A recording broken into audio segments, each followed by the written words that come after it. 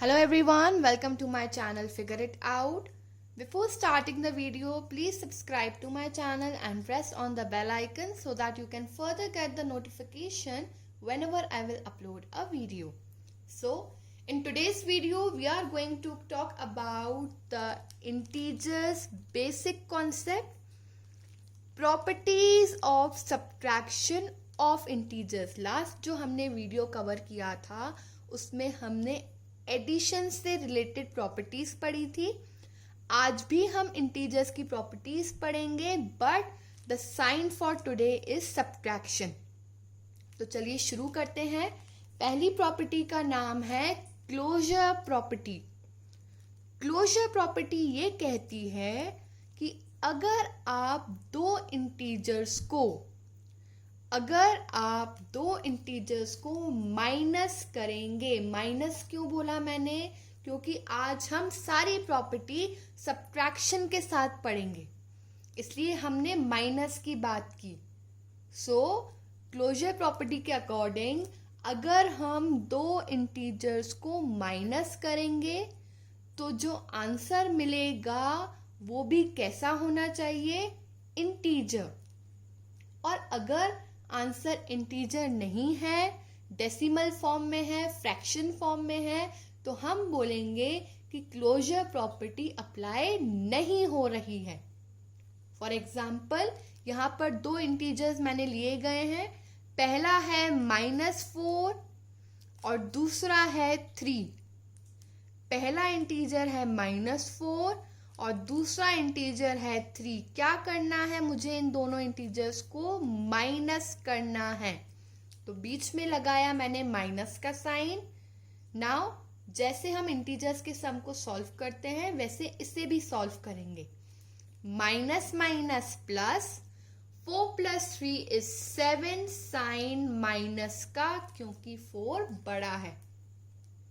Solve करने पे मुझे जो आंसर मिला that is -7 and yes it is an integer.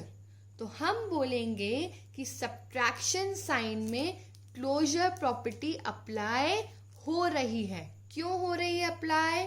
क्योंकि माइनस करने पे जो आंसर आया है वो एक इंटीजर है. नेक्स्ट प्रॉपर्टी,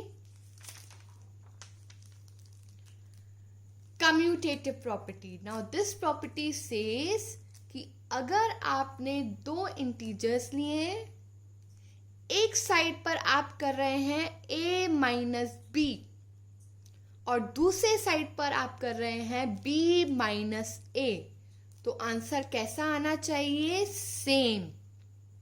अगर आंसर सेम आ रहा है यानी कि ये प्रॉपर्टी अप्लाई हो रही है, और अगर आंसर सेम नहीं आ रहा है यानी कि ये प्रॉपर्टी अप्लाई नहीं हो रही है. सो फॉर एग्जाम्पल a यहां पर हमने लिया है -3, b की वैल्यू हमने ली है 2. तो पहले हम एक साइड को सॉल्व करेंगे, फिर दूसरे साइड को सॉल्व करेंगे और फिर दोनों के आंसर को चेक करेंगे. अगर आंसर सेम होगा तो कम्यूटेटिव प्रॉपर्टी अप्लाई होगी. अगर आंसर सेम नहीं होगा तो प्रॉपर्टी अप्लाई नहीं होगी. So a is -3, b is 2. क्या करना है? माइनस. सॉल्व करेंगे. Minus minus plus, 3 + 2 is 5 sign minus का, क्योंकि 3 बड़ा है. नेक्स्ट साइड, b की वैल्यू है 2, a की वैल्यू है -3.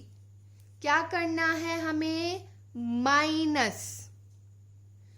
रूल कहता है एक इंटीजर के आगे एक ही साइन होना चाहिए. 2 पॉजिटिव है बट 3 के आगे 2 साइन है, तो मल्टीप्लाई करके एक साइन बनाएंगे. Minus minus plus. Now plus plus plus, 2 + 3 is 5 sign plus का, क्योंकि 3 बड़ा है. अब आप जब दोनों साइड के आंसर्स को कंपेयर करेंगे तो ये देखेंगे कि एक साइड आपको आंसर मिल रहा है -5 और दूसरे साइड आपको आंसर मिल रहा है +5. यानी कि जगह बदलने से आंसर भी बदले गए हैं. सो -5 इज नॉट इक्वल टू +5. यानी कि कम्यूटेटिव प्रॉपर्टी सब्ट्रैक्शन साइन में काम नहीं कर रही है, क्योंकि जब जगह बदली तो आंसर भी बदल गए. साइन दोनों जगह माइनस ही था, सिर्फ नंबर की जगह बदली गई थी, बट उससे आंसर कैसे आ रहे हैं? डिफरेंट आ रहे हैं. यानी कि ये प्रॉपर्टी अप्लाई नहीं हो रही है. नेक्स्ट,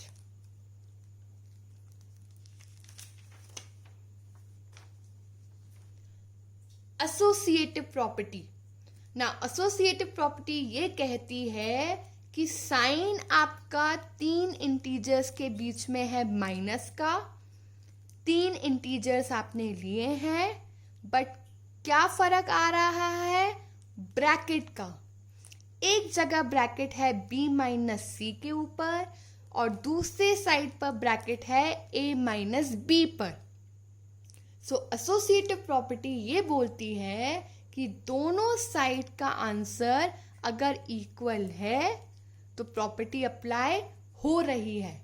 यानी कि ब्रैकेट्स बदलने से आंसर पर फर्क नहीं आना चाहिए.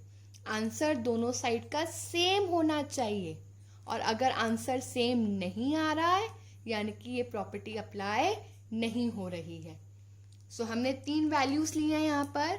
a की वैल्यू है -3, b की वैल्यू है -2 और c की वैल्यू है -5. 2 साइड है, पहले हम एक साइड को सॉल्व करेंगे.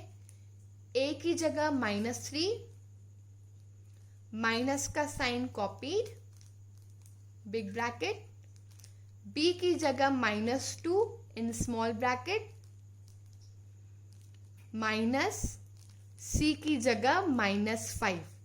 मैथ्स का रूल ये कहता है कि पहले हम ब्रैकेट सॉल्व करते हैं. So -3 as it is copied, minus sign as it is copied. पहले ब्रैकेट सॉल्व होगा. -2, 2 साइन को एक साइन बनाएंगे, minus minus plus 5, big bracket close. Now minus plus minus, 5 में से 2 माइनस हुआ, बचा 3 साइन प्लस का, क्योंकि 5 बड़ा है. -3 एज इट इज कॉपीड. एक नंबर के आगे 2 साइन नहीं आते हैं, so first we will multiply them. Minus plus -3. Now minus minus plus, इन दोनों वैल्यूज को मैं करूंगी प्लस. My answer is 6. कैसा? माइनस का, क्योंकि दोनों वैल्यू सेम है और दोनों में माइनस का साइन है. सो solving this side my answer is -6. Now solve the right hand side. a की वैल्यू है -3, b की वैल्यू है -2, c की वैल्यू है -5. तो मैथ्स का रूल पहले बोलता है कि पहले ब्रैकेट सॉल्व करिए. -3, 2 के आगे 2 साइन बने हैं, 2 के आगे 2 साइन बने हैं, make it 1, minus minus plus. 5 के आगे भी 2 साइन है, मल्टीप्लाई करिए, minus minus plus. Bracket solve करेंगे. माइनस प्लस माइनस, 3 में से 2 गया, बचा 1 साइन माइनस का, क्योंकि 3 बड़ा है. So now we are left with 2 values, -1 plus 5. Plus minus minus, 5 minus 1 is 4 sign plus का, क्योंकि 5 बड़ा है. So as you can see, on one side my answer is -6 and on the other side my answer is +4. यानी कि जब हमने brackets बदले तो आंसर भी अलग अलग आए.